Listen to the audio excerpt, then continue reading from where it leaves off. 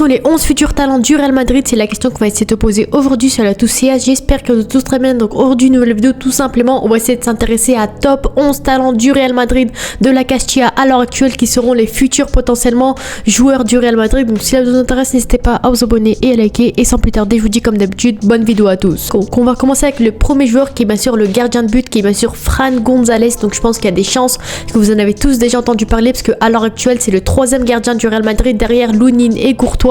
Donc lui, il a 19 ans, c'est un gardien de but, c'est le gardien logiquement de la Castilla qui est en 3e division espagnole. Donc lui, au total, il a toujours été formé au Real Madrid. Cette saison, il a 14 matchs au total pour 18 buts encaissés et 2 clean sheets seulement. Donc c'est un peu compliqué, mais vous allez voir que vraiment, ce gardien-là, c'est vraiment une pépite encore une fois. Donc au niveau de la carrière internationale, lui, il a joué chez les U19 et là, très bientôt, il devrait représenter les U21 d'Espagne notamment.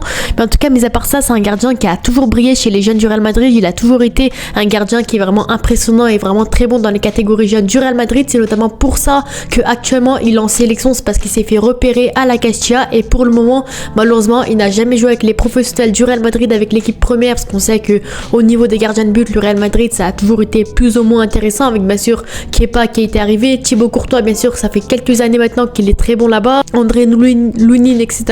Donc lui, malheureusement pour lui, n'a jamais eu sa chance en équipe première, mais ça a toujours été le gardien numéro 3. Donc lui, de nombreuses fois, il a été placé sur le banc du Real Madrid, voilà, histoire d'être troisième gardien logiquement du Real Madrid, et il s'entraîne souvent avec l'équipe première. Donc ça montre que malgré le fait qu'il ne joue pas avec l'équipe première, ça reste quand même un gardien sur lequel Carlo Ancelotti et son staff comptent sur lui sur l'avenir. Donc clairement, Fran González, c'est clairement pour moi le gardien qui a le plus d'espoir, on va dire, à l'heure actuelle au Real Madrid. Donc malheureusement, il est dans l'ombre de Courtois et Lunin, mais moi je pense qu'il est pas si loin du monde professionnel parce que franchement, c'est un gardien qui est vraiment très bon en division 3 espagnole avec son club, avec la Castilla notamment la réserve, parce qu'il est très bon sur sa ligne, il est explosif, et c'est un gardien qui est très imposant, il fait à peu près 1m99, presque 2 mètres, donc clairement c'est vraiment un gardien qui est très grand, qui est bon sur sa ligne, qui arrête les tirs en haut, en bas, il est souvent bien placé pour faire les bons arrêts. Donc franchement pour moi ça peut rester un gardien vraiment bon. Au pire des cas, pour un peu connaître le niveau professionnel, pour moi je le verrais bien en prêt, potentiellement en D2 espagnol ou dans un petit club, histoire de voilà lui laisser un peu de temps de jeu et de le laisser progresser. Mais mis à part ça, Fran González, bien sûr,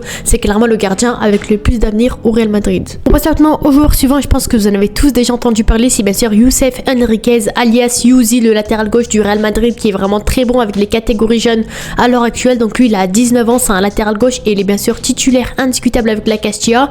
Donc lui, au total, il a été formé à Getafe, plus jeune, et puis il a rejoint la Castilla en 2018. Donc en vrai, ça fait plus de 6 ans. Donc clairement, on peut dire qu'il a été formé au Real Madrid. Et l'année dernière, il avait déjà fait forte impression avec les U19 de la Castilla en Youth League et en étant un pilier de l'équipe. C'était un joueur qui était vraiment impressionnant en tant que latéral gauche avec les U19, où au total il était à 11 matchs, un but pour 10 passes décisives. Donc clairement c'est un joueur, certes c'était un défenseur, mais offensivement c'était un latéral qui était vraiment très investi. Donc cette saison, voilà, avec les U21, avec la Castilla, l'équipe réserve justement, il est à 20 matchs, un but, 2 passes D. On voit qu'il est un peu moins présent offensivement, mais ça reste quand même un latéral gauche qui est très prometteur. Donc quand tu vois un peu sa carrière internationale, lui il est passé par toutes les catégories jeunes de l'Espagne, des U15 jusqu'au U18.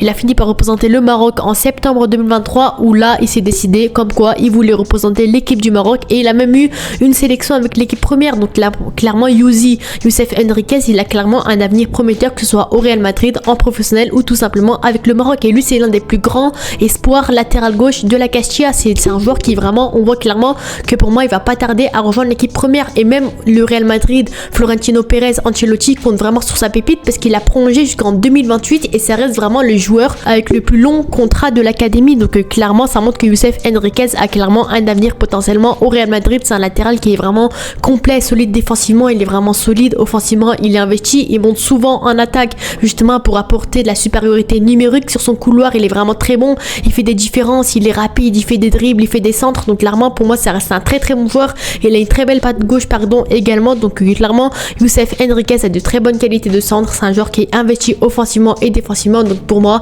clairement c'est l'avenir du Real Madrid en tant que latéral gauche. On passe maintenant avec un défenseur central, et là je pense que vous le connaissez tous, enfin du moins vous l'avez tous déjà entendu parler. C'est Joan Martinez, le futur Sergio Ramos selon certains. Donc lui il a seulement 17 ans, c'est un défenseur central qui est vraiment titulaire indiscutable avec les jeunes. Malheureusement récemment il s'est fait les ligaments croisés, donc grosse force à lui bien entendu. On a vu quelques images un peu de sa reprise etc, comme quoi il était déterminé à revenir sur les terrains. Donc normalement si tout se passe bien il devrait revenir fin février voire mars 2025 sur les terrains, donc c'est très bientôt. Donc lui il a été formé à Levante avant de rejoindre la Castilla la saison dernière en 2024.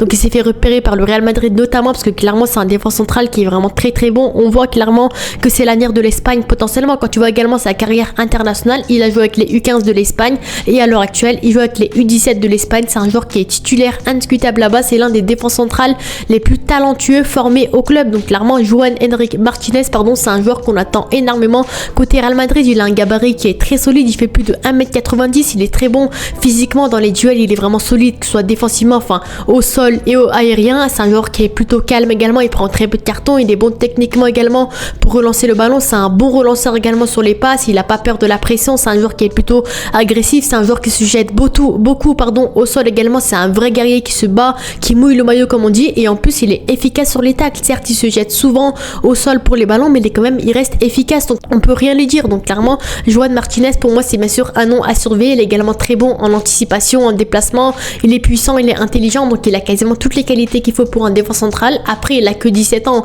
donc on a vu ses qualités avec des jeunes joueurs de son âge, et pour son âge c'est vraiment un joueur qui est supérieur à la moyenne, donc on verra bien avec les professionnels, mais clairement ça reste vraiment un avenir de fou. En plus Ancelotti lui voulait le faire jouer durant cet été 2024 durant la préparation, malheureusement il s'est blessé les ligaments croisés, mais ça montre que clairement Ancelotti lui-même à seulement 17 ans compte sur sa pépite Martinez. Donc parce que malheureusement on sait qu'à 16 ans il avait déjà fait la prépa avec le Real Madrid, à 17 ans il allait la refaire, il s'est blessé. En plus avec l'équipe A du Real il a fait déjà quelques bonnes impressions, on l'a vu lors de la pré-saison. À seulement 17 ans il a montré de très belles choses contre l'AC Milan et le Barça, donc clairement c'est l'un des plus grands leaders à l'heure actuelle de sa génération 2007. C'est un joueur qui est vraiment très bon, on voit clairement que le Real Madrid il compte beaucoup sur lui, il a prolongé jusqu'en 2026, il a même une clause libératoire à 70 millions d'euros, donc clairement ça montre que Juan Martinez est destiné à rester au Real Madrid potentiellement, même certains le nomment comme le futur Sergio Ramos. Donc j'ai vraiment hâte de voir un peu comment sa carrière pourrait prendre une tournure. En tout cas déjà la première chose à lui espérer c'est qu'il fasse un retour en force sur les terrains, parce que malheureusement le ligament croisé c'est pas du tout une blessure qu'on souhaite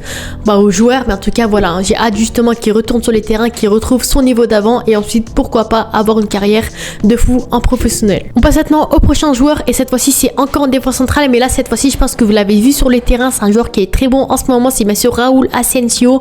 Donc lui il joue déjà en équipe première, c'est un joueur, c'est un peu particulier par rapport aux autres joueurs, donc il a 21 ans, c'est un défenseur central et il a intégré l'équipe première cette saison après les nombreuses blessures à ce poste là. On peut dire qu'il a profité de l'occasion, malheureusement les Alaba, les Militao, les Rudiger qui se blessent beaucoup à ce poste là, c'est très compliqué au Real Madrid, donc Ancelotti a préféré compter justement sur les jeunes de la Castilla, comme on sait au Barça ils font la même chose avec la Masia.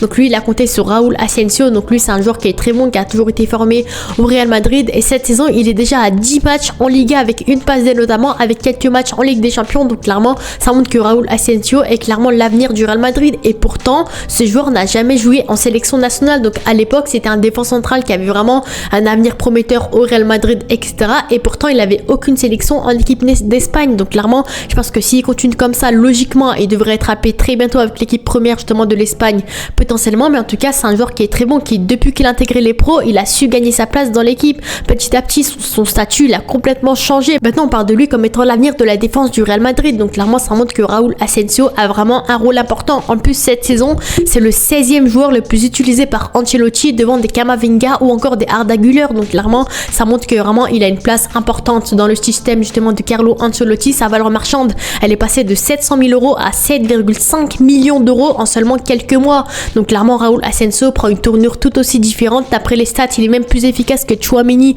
en tant que défenseur central. Donc clairement ça montre que c'est un joueur qui est très bon, agressivité il est très bon, il se bat sur chaque ballon, on voit qu'il joue pour le maillot, il mouille le maillot, et ça c'est vraiment ce que les supporters apprécient vraiment chez lui. C'est pas seulement un bagarreur, c'est aussi un joueur qui est à l'aise balle au pied. On voit que c'est un joueur qui résiste à la pression, qui fait des très bonnes relances sur les côtés, une bonne transmission vers l'avant. C'est un défenseur qui est plutôt complet. Donc bien sûr il y a des lacunes encore une fois, comme quoi voilà sa nervosité, il s'énerve beaucoup, il se bagarre beaucoup, mais mis à part ça Raúl Asensio ça reste vraiment un joueur qui peut encore progresser. C'est clairement l'avenir du Real Madrid potentiellement. On passe maintenant au prochain joueur, et là c'est les milieux de terrain. Donc c'est bien sûr Manuel Angel. Donc je pense qu'également que vous le connaissez peut-être pas, et pourtant c'est l'un des plus grands talents à l'heure actuelle du Real Madrid. Donc il a 20 ans, c'est un milieu de terrain qui est polyvalent, milieu central, milieu défensif et milieu offensif et c'est un titulaire indiscutable à la Castilla. Donc lui il a surclassé toutes les catégories jeunes, il a toujours été excellent, il a toujours été surclassé. Donc clairement c'est un joueur, Manuel Angel, à vraiment surveiller dans les années à venir. Donc lui il a été formé au Seville FC avant de rejoindre la Castilla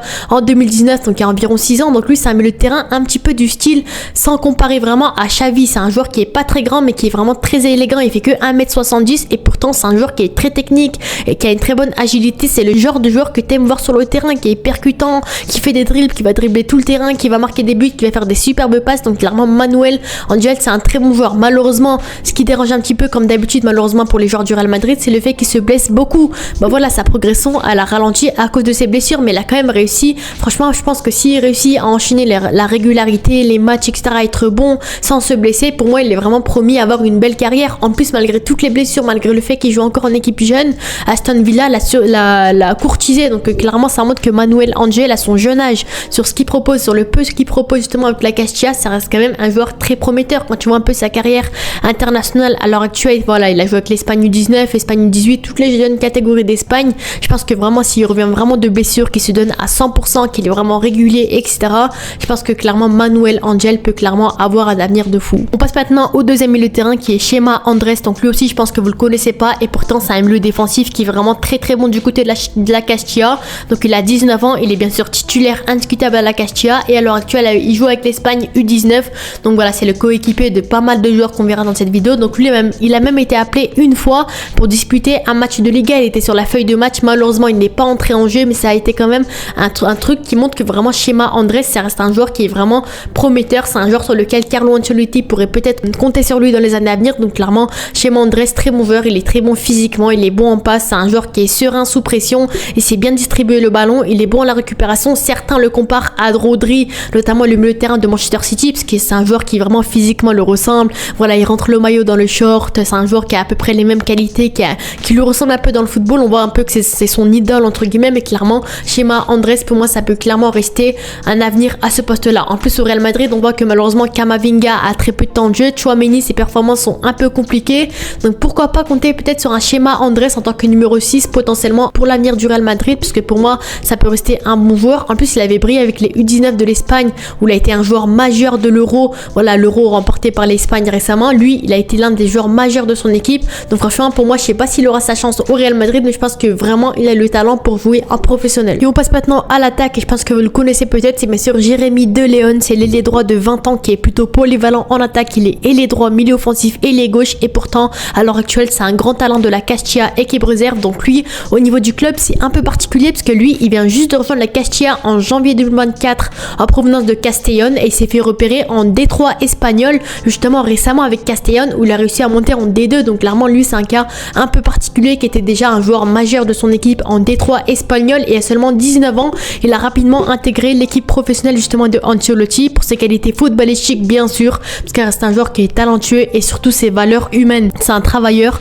il est poli et il est calme. Donc c'est pour ça que rapidement il a été repéré par le staff justement du Real Madrid, ce qui lui a permis de s'entraîner régulièrement avec les professionnels. À l'heure actuelle, il s'entraîne encore avec les pros. Donc ça montre que c'est vraiment un vrai bosseur, un poli, et il s'énerve pas. Donc clairement, c'est un joueur qui est un peu de son côté, qui s'entraîne vraiment de son côté et qui espère pourquoi pas justement être appelé en équipe première du Real Madrid. Donc lui, c'est le typique ailier droit gaucher justement, qui est petit, qui a un profil qui est plutôt vif également. Il fait que 1m73 et pourtant c'est un joueur qui est très technique, qui est rapide, qui a des appuis vraiment toniques, qui fait vraiment très mal sur le terrain aux défenseurs. Les défenseurs n'arrivent même pas à l'arrêter. Il est vraiment très agile. En plus, il a un centre de gravité qui est très proche du sol. Donc techniquement, il est très à l'aise balle au pied encore une fois. Il fait souvent la différence dans les petits espaces. Donc clairement, Jérémy De Leon, il a un profil un peu particulier qui est vraiment très intéressant. Pourquoi pas pour l'avenir du Real Madrid. Malheureusement, lui aussi, comme pas mal de joueurs du Real Madrid, il se blesse beaucoup. Donc là, faut se poser des questions sur le préparateur physique. Mais clairement, c'est un joueur qui pour moi peut vraiment rester intéressant. Il s'est blessé, il est revenu affûté après sa blessure et aujourd'hui, il s'entraîne encore avec les pros actuellement. Donc clairement, ça montre que Jérémy De Leon, c'est un vrai bosseur,